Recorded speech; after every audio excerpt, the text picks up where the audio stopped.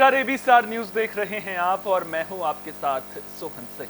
वक्त उछला उत्तराखंड की खबरों के खास बुलेटिन हमारी देवभूमि का, जिसमें सबसे पहले बात करेंगे ग्लोबल इन्वेस्टर्स समिट की। दरअसल नई दिल्ली में ग्लोबल इन्वेस्टर्स समिट को लेकर रोड शो का आयोजन किया गया, जिसमें उत्तराखंड के मुख्यमंत्री पुष्कर सिंह धामी भी मौजूद रहे। इस मौके पर उत्तराखंड सरकार और JSW नियो एनर्जी लिमिटेड के बीच 15,000 करोड़ का MOU साइन किया गया।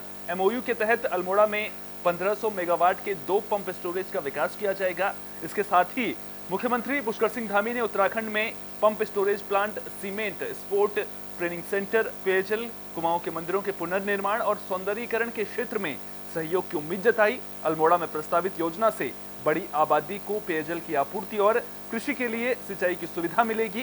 साथ ही करीब 1000 लोगों के लिए रोजगार के दरवाजे खुलेंगे। बता दें कि उत्तराखंड सरकार ने राज्य में PSP के विकास को बढ़ावा देने के लिए उत्तराखंड पंप स्टोरेज परियोजना को तैयार किया है।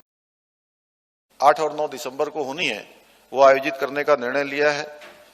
इस इन्वेस्टर समिट के माध्यम से हमने एक वातावरण बनाने का भी निर्णय लिया है कि कहीं न कहीं एक वातावरण बने, लोगों का मन बने और जो भविष्य में देवभूमि को श्रेष्ठ राज्य बनाने के लिए जो हमने एक संकल्प लिया है, विकल्प रहित संकल्प, उस संकल्प को पूरा करने में सार्थक सिद्ध होगा।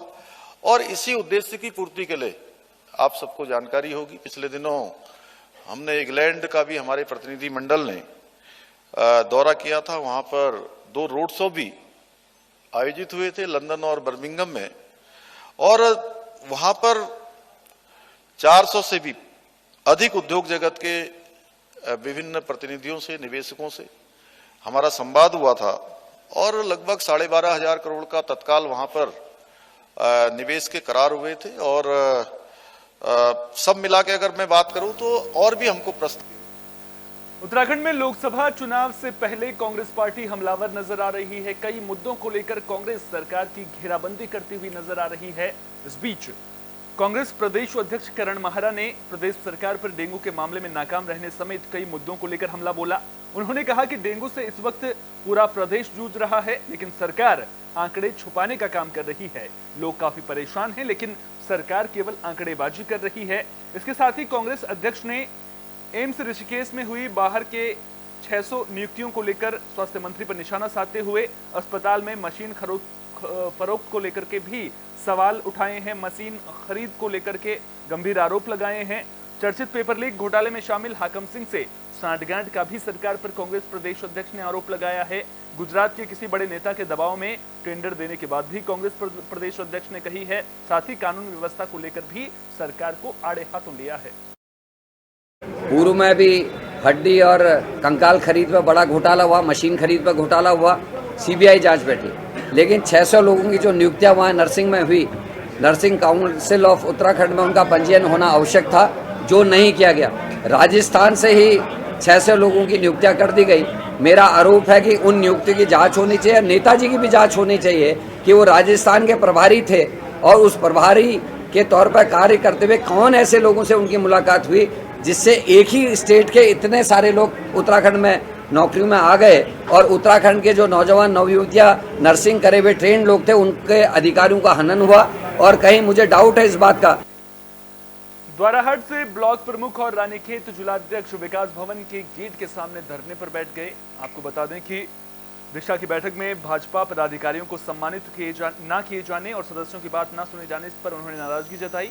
काफी देर अधिकारियों के मनाने के बाद जाकर उन्होंने धरना खत्म किया। बता दें कि अल्मोड़ा के विकास भवन में जिला विकास समन्वय एवं निगरानी समिति की बैठक हुई थी, जिसमें सांसद अजय टमटा ने केंद्रीय योजनाओं की समीक्षा की थी। जिले का आपका विकास भवन है, ये विकास भवन नहीं रह के आज एक पार्टी का भवन रह चुका है आज, क्योंकि आज यहाँ पर दिशा की बैठक थी, लोग अपनी समस्याएं लेके आए हैं, बहुत सारी समस्याएं लोगों की, क्या कहते हैं, जनप्रतिनिधियों की भी है। वहाँ पर आज ये देखने को मिला कि सांसद, क्या कहते हैं, यहाँ पे भाजपा के कार्यकर्ताओं को जिले में सम्मानित किया। बुलेटिन में बात सितारगंज की, जहां मुस्लिम समाज में आक्रोश देखने को मिल रहा है। दरअसल 1 अक्टूबर को विश्व हिंदू परिषद और बजरंग दल के कार्यकर्ताओं ने विशाल जुलूस शौर्य यात्रा निकाली थी। इस दौरान बजरंग दल के मुस्लिम समाज के खिलाफ दिए गए भाषणों से सितारगंज के मुस्लिम समाज के लोग आक्रोशित नजर आ रहे हैं। मुस्लिम समाज के लोगों ने उप जिलाधिकारी और सितारगंज के कोतवाली प्रभारी निरीक्षक को एक शिकायत पत्र सौंपा है, कार्रवाई की मांग की है। सितारगंज उप जिलाधिकारी तुषार सैनी ने मामले में जांच के बाद कार्रवाई का आश्वासन दिया है। हेट स्पीच के संबंध में ज्ञापन सौंपा गया है, ज्ञापन हमने रिसीव कर लिया है और प्रकरण की अभी उसकी जांच कराई जाएगी। जो भी होगा इसमें नियमानुसार। पचवादून में इन दिनों आवारा जानवर सिरदर्दी बढ़ाते हुए नजर आ रहे हैं। किसान और आम जनता इन आवारा जानवरों से परेशान है। सैकड़ों आवारा जानवर किसानों की फसल को बर्बाद कर रहे हैं, साथ ही सड़क पर यातायात भी प्रभावित हो रहा है। विकासनगर, डाकपत्थर, सहिया, चक्राता, ट्यूनी मोटर मार्ग तक सड़कों पर गाड़ियों से ज्यादा आवारा जानवर नजर आ रहे हैं, जिसकी वजह से हादसे की खबरें भी लगातार सामने आ रही हैं। सरकार आवारा पशुओं के लिए गौशालाएं खोलने की बात तो कह रही है, लेकिन धरातल पर कुछ भी नजर नहीं आ रहा। क्योंकि यहाँ पे झुंड कम से कम 30-40 गायें हैं वो, और उनके साथ छोटे छोटे मवेशी भी है जो छोड़ रखे हैं लोगों ने। यहाँ अभी आप देख रहे होंगे, अभी तो मैं डॉल बना रहा हूँ, ये इसमें मेरा मक्का था और पीछे जानवरों के लिए बोया हुआ था। सारा चारा खा गई वो, डेली रात को पहुँच जाती है खेतों में।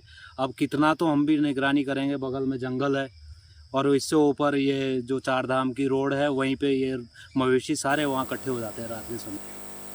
उत्तराखंड में इन दिनों वन्यजीव सप्ताह मनाया जा रहा है, जिसके तहत लोगों में वन्यजीव संरक्षण को लेकर जागरूकता बढ़ाई जा रही है।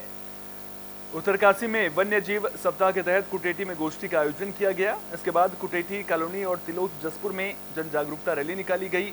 मुखेम रेंज के रेंजर ने सभी को वन्यजीवों के प्रति जागरूक किया। रेंजर ने बताया कि जागरूकता रैली का मकसद इंसानों के अंदर वन्यजीव संरक्षण की भावना को उत्पन्न करना और पर्यावरण की सुरक्षा की दिशा में लोगों को प्रेरित करना है।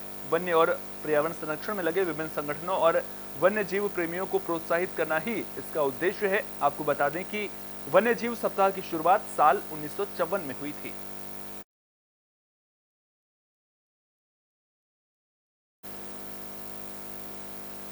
देहरादून के सबसे बड़े अस्पताल दून मेडिकल कॉलेज में भर्ती एक लड़की की मौत के बाद हंगामा देखने को मिल रहा है।